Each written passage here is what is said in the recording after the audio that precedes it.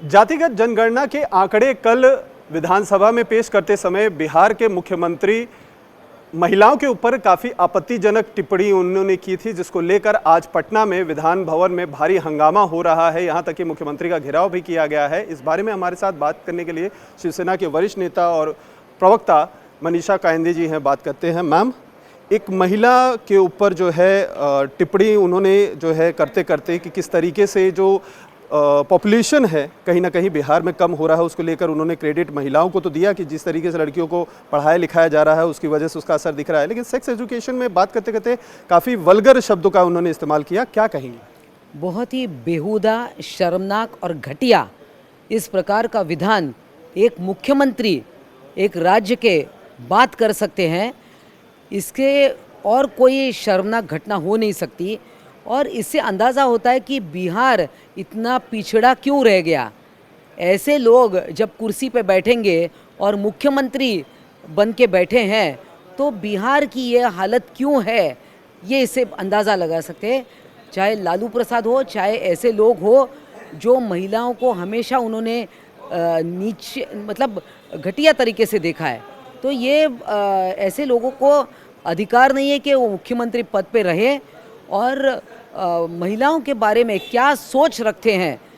और मुझे लगता है कि इस बात पर उन्होंने इस्तीफ़ा देना चाहिए। महिला वर्ग उनको कभी माफ़ नहीं करेगी और इसकी गंभीर दखल जो है प्रधानमंत्री जी ने भी लेनी चाहिए।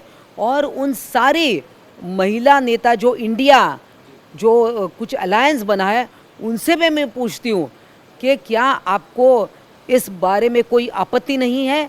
अब ये उनकी ज़बान पर क्यों ताला लगा है?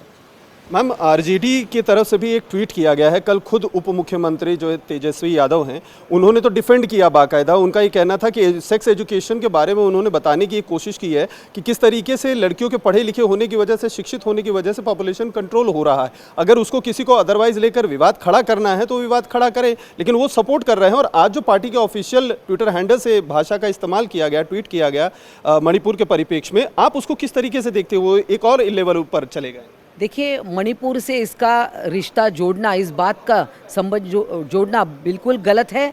और तेजस्वी यादव एक यंग जनरेशन हम समझते हैं, मगर उनकी भी सोच इतनी घटिया है। तो पॉपुलेशन कंट्रोल की जिम्मेदारी के सिर्फ महिलाओं पे है और ये कोई मंच है? पॉपुलेशन, अगर आपको सेक्स एजुकेशन देना भी है तो उसका एक तरीका है, उसका वो स्कूल में दिया जा सकता है। ये विधानसभा और विधान परिषद का ये मंच नहीं है, ये कोई मंच नहीं है। और मुख्यमंत्री is not a trained teacher to teach sex education.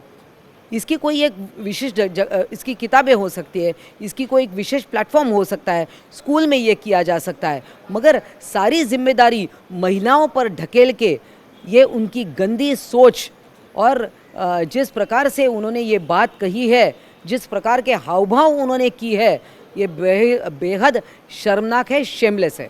माफ़ी मांगने की अपील जो है बीजेपी के जो महिला नेता हैं बिहार के, वो कह रही माफ़ी मांगने से काम नहीं चलेगा, इनके ऊपर कार्रवाई होनी चाहिए, इनके ऊपर तो मामला दर्ज होना चाहिए। क्या कहेंगे मैम? ऐसे लोगों के मुंह पे जूते लगने चाहिए।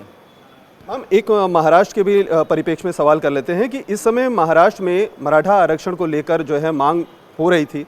मनोज जारंगी पाटिल अनशन पे बैठे थे, उन्होंने समय 2 जनवरी तक का दे दिया है, लेकिन ओबीसी आरक्षण को लेकर महाराष्ट्र के ही कैबिनेट के वरिष्ठ मंत्री छगन भुजबल अब आक्रामक हो गए हैं। उनकी तरफ से बयानात आ रहे हैं जिसको विपक्ष अब एक मुद्दा बना रहा है कि ओबीसी और वर्सेस जो है मराठाओं का एक विवाद खड़ा हो गया है। आप इसको किस तरीके से देखते हैं मैम? देखिए, ये विवाद खड़ा करना उचित नहीं है। मुख्यमंत्री और दोनों उप मुख्यमंत्री जो है महाराष्ट्र के, वो सक्षम है। और ये जो एक स्थिति निर्माण हुई है, मराठा आरक्षण हो, ओबीसी हो, धनगर हो, बहुत सारे ऐसे विषय हैं, मगर मुख्यमंत्री ने बार बार कहा है कि जो लीगल फॉर्मेट में जो आरक्षण, मराठा आरक्षण को देना चाहिए, वो कटिबद्ध है। और दूसरे किसी घटक का आरक्षण कम न करते हुए ये देने का सारा है। इस पे लीगल कमिटीज़ भी बैठी हुई है, माजी जो न्यायमूर्ति है उनकी भी कमिटीज़ काम कर रही है। मुझे लगता है जब ये कमिटीज़ सिंसियरली कुछ काम कर रही है तो किसी ने भी इस प्रकार के कोई भी विवादास्पद भाषण नहीं करना चाहिए। मुख्यमंत्री पे भरोसा रखना चाहिए, अगर कोई भी मुद्दा हो तो मुख्यमंत्री से बात करनी चाहिए, आपको लगता है? बिल्कुल है। और जो मंत्रीगण है, जो महाराष्ट्र में जो ऑलरेडी मंत्री है, सीनियर मिनिस्टर्स है, वो तो चर्चा कर सकते हैं। मुख्यमंत्री है, उनके भी खुद के पार्टी के उप मुख्यमंत्री है, सारे तीन पार्टी के लोग हैं यहाँ पर, तो चर्चा से ही समाधान हो सकता है। आखिरी सवाल मैम, धनगर समाज जो है अब उन्होंने भी आंदोलन करना शुरू कर दिया है। आज एक बड़ी मोर्चा बीड़ में निकाला गया, वो लोग भी आरक्षण की मांग को लेकर कह रहे हैं कि उनके में से जो है हक नहीं काटना चाहिए या उन्हें अधिकार देना चाहिए। आप किस तरीके से देखते हैं, जैसे जैसे चुनाव करीब आते जा रहे हैं आरक्षण का मुद्दा बहुत ज़्यादा गर्म हो रहा है और हर एक जो कम्युनिटी है वो कहीं ना कहीं खड़ी हो रही है कास्ट की? देखिए, कुछ लोग हैं इस विवाद का फ़ायदा लेके वायलेंस भी कर रहे हैं, उनको भी आइडेंटिफाई किया गया है।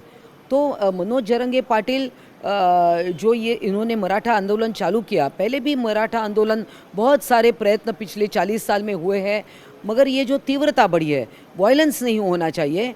और मुख्यमंत्री सक्षम है, मुख्यमंत्री जो है पारदर्शक पद्धति से सब कह रहे, कोई छुपा एजेंडा नहीं है, और वो बार बार कह रहे हैं कि लीगल फ्रेमवर्क में बैठे ऐसा ही आरक्षण दिया जाएगा।